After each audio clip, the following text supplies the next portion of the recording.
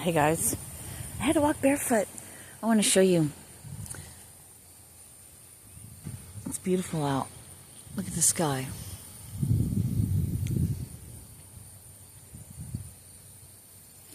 You guys, you're getting ready to step into something. Hold on. Okay, I'm back. Back in blue and black.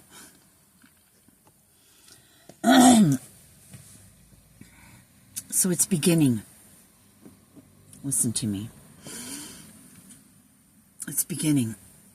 I just got off the phone with my eldest son, and he was basically saying he's not into spirituality anymore, and he's not going to believe all that, just the word. You know, he's bringing up Leviticus and all this, and basically telling me everything that I do, like receiving messages and all that. I said, so what are you trying to say? Like I'm a Satanist? No, I'm just saying. So that was my huge confirmation, 111, that,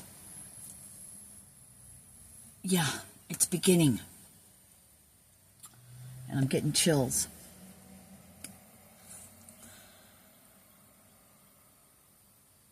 I'm not trying to change his mind, just respecting his opinion or his belief.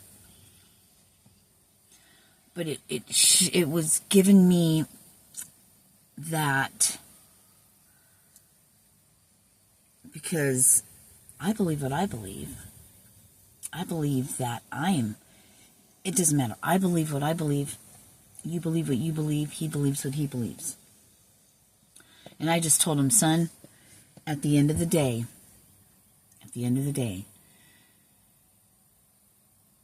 do your best to walk by the greatest example of all time. Walk like Jesus. That.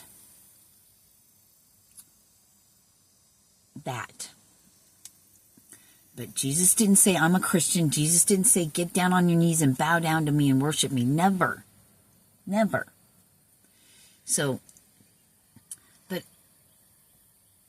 it was giving me how Jesus wasn't, where he came from or whatever, nobody but his mom. His mom and his dad knew. But his mom knew who he was. And my son's like, well, Jesus was the Son of God. And I said, and you're not? And you're not?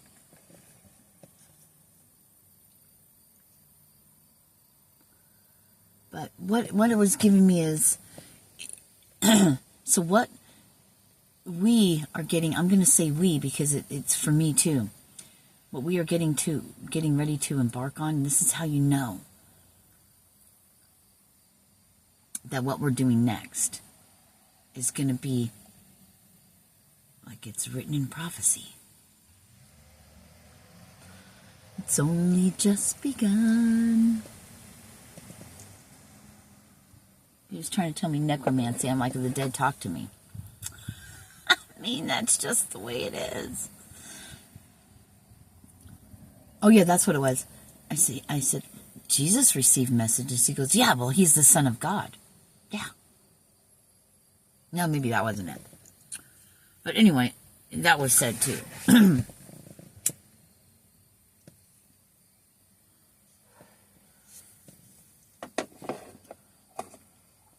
it's funny because he was saying, you should practice what you preach, about, because I had mentioned something about, why don't you heal yourself?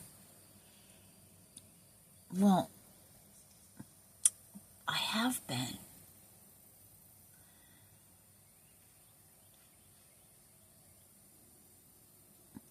You think healing is just of the physical body? No. It's not. But I don't need to be right. Oh my gosh, I don't need to be right anymore. That's huge for me too. Wow, I'm learning and I'm growing. You guys are too, or I wouldn't be here talking about it. Because as I talk about me, I'm talking about you. Know this. Well, you do, because it's you.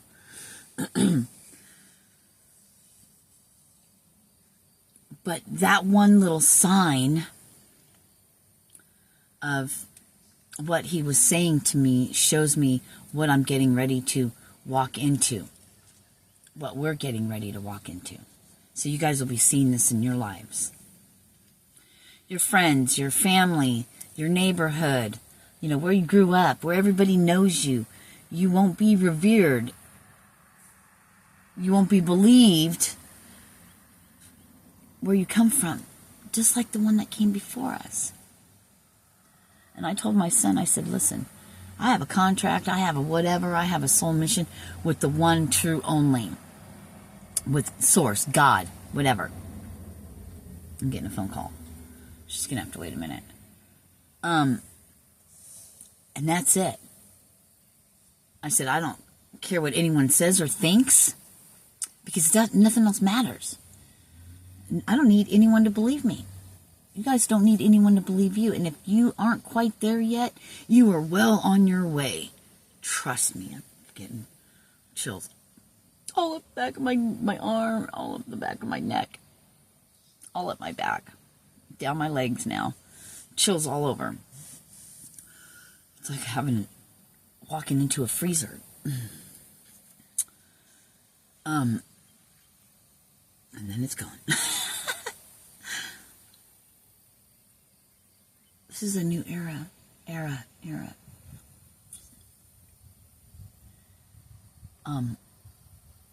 I said demurge last time, but it's demiurge or whatever. Demiurge, I believe.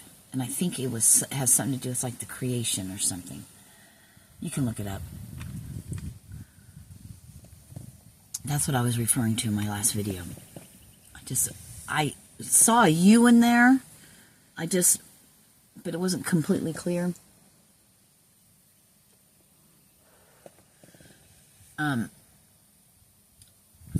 But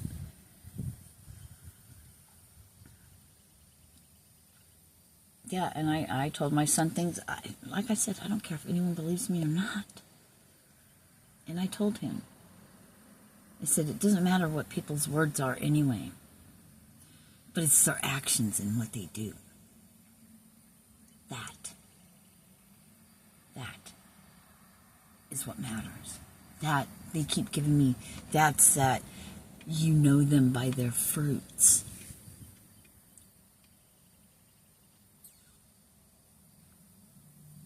Not thistles and thorns, but beautiful fruit. What do they say? A bad tree produces bad fruit, bad food, or whatever. But a good tree produces good fruit. You know them by their fruits. Not because you go and sit and say, I'm going to tithe. Look at me, everybody, I'm tithing. Like today, there was a lady, I didn't stop and give her money. And then I didn't give money to, it's really bothering me, actually. And I didn't give it to the fire department either.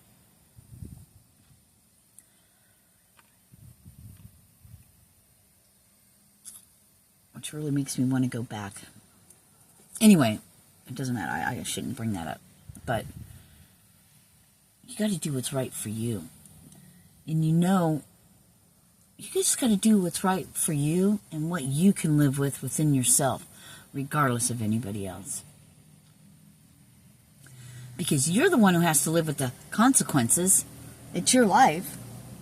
If there's something you really want to do and everyone else is like, no, don't do that, but you really want to, you feel it within yourself so deeply, deep in your bones, and it makes you smile thinking about it, and everyone else tells you no, and you don't do it, don't listen to people who don't have to live with the consequences of their words.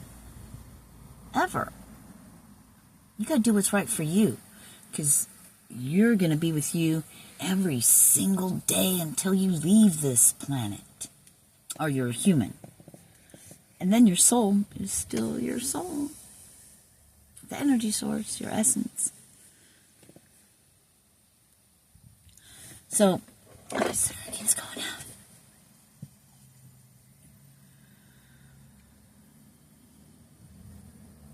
You're going to do great things in small ways that are huge. Because even that mustard seed is so tiny. An acorn produces a huge oak tree. It starts off small. It's sowing that seed. Like yesterday, you were planted here. You were the seed that God planted. Now you're going to bloom. I just got a notification. The secret, and the next word's between. I don't know what all of it says.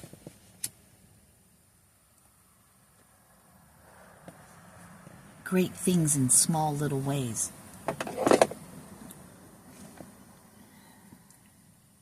Great things in small little ways.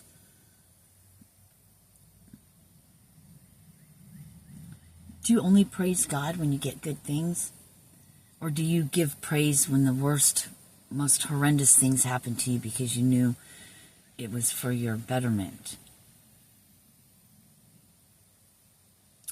That's hard to do, isn't it? Best thing that ever happened to me. Never been so blessed in all my life than to lose everything. Because it didn't stay that way. I'm still not flat on my back. Yeah, I might not be able to do the things I used to be able to do before, but I'm still here. There's a purpose. There's a reason, 1144, for this season. But I can walk still, and I'm going to get better because I just trust me, you guys. We're going to do things that if we never get recognition for, who gives a flip? Recognition by whom? I don't want to be recognized by everybody. I just want to do the things that was given unto me. But I wasn't ready yet. No matter how many times I think I'm ready, I'm always find out, nope, you weren't even close to ready. Because with great power comes great responsibility. And I don't like to use that word power, but that's a word we know. We can understand that. I mean, we can... Oh, my nose is itchy. We can get an understanding, and then it turns into an understanding. We don't understand something. It means it's beneath us. It's under, right? We don't get it. But when we begin to understand, that's when true... Yeah, it's just a process. It's a fucking process. Can you feel it in the air? Things are shifting and changing. Religious institutions are I heard, brought down to their knees. It's for their own good. It's for their chance to see what's real. Maybe they've been malicious. Maybe they thought they were doing good. Then they have a chance to change, right? They have a chance to ask for forgiveness, whatever, repent, whatever words you guys want to use. They have a chance to change the road they're on, the path, their journey. And then there's some that use religion for power and greed. Well, that's all coming to an end. Bye-bye.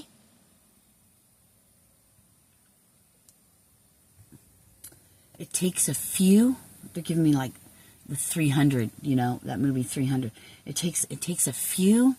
Look at the disciples, the apostles, right? It takes a few. It started with one man. Well, actually, it didn't. It started way before that. But they were all leading the way for the Christ to be risen. For Jesus to come and teach and speak to us, those who have the ears to hear, those who have the willingness to open their heart and their mind and their ears to not just, oh yeah, because you do everything, you do all these magical wonders. Don't be somebody that needs magical wonders because you're alive. That's a wondrous in itself. And you have so many blessings that you're overlooking. Everything's a blessing. Be thankful for all of it. You're still here. You still have that fire in your belly. Beginning to see things differently. You're like, I can't wait for all this to crumble so we can build it back up again and live what we were promised. A millennia of peace on earth. Who's going to be there? No one's going to do it for you. You can only do it for yourself.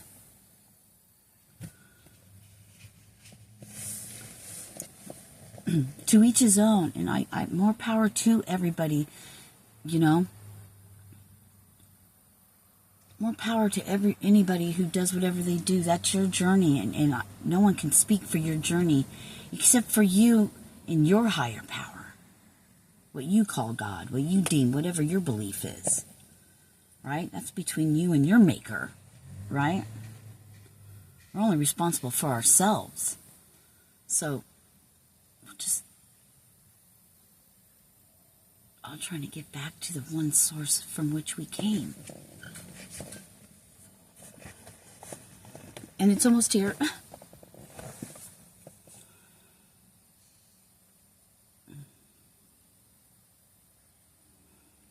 Do the best that you can with what you know. Confirmation verb, with what you know at this moment in time. More will unfold.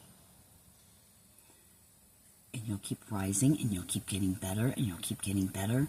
Don't let the people in your family, the people that you love, maybe look up to, if they turn their back on you and you know what you're doing is right, let them turn their back.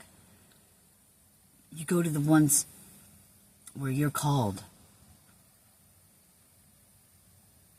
I was going to say, pick your battles, choose your battles wisely, but it's not a battle. It's just what we do. Don't get in a battle. Don't get in a fight. Don't get in an argument. Don't try to be right. If they're ready to hear it, they'll hear it. If they're not, then they're not. Next, you just keep in your lane on your narrow path, so to speak.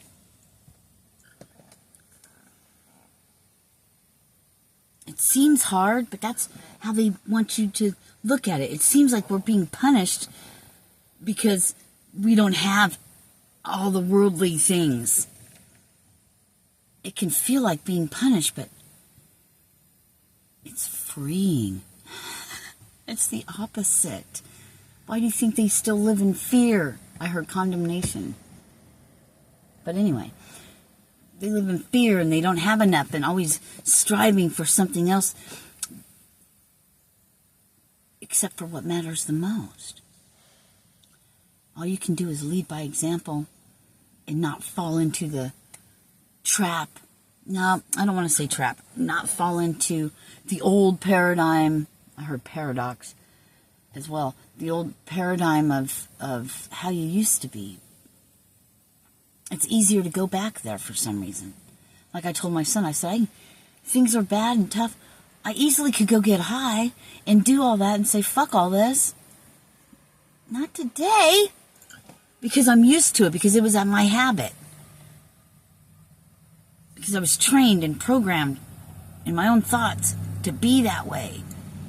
But to be different, that takes, thank you, I heard courage, determination. It takes a lot to be different than the whole entire world. But we had a great example. Jesus was the best example. He came to wake us the fuck up so we can be loved instead of being slaves for nothing with titles and stupid shit. Fuck all that. Fuck all that. It's just absurd. Even as a little girl, it just always seemed so fucking wrong.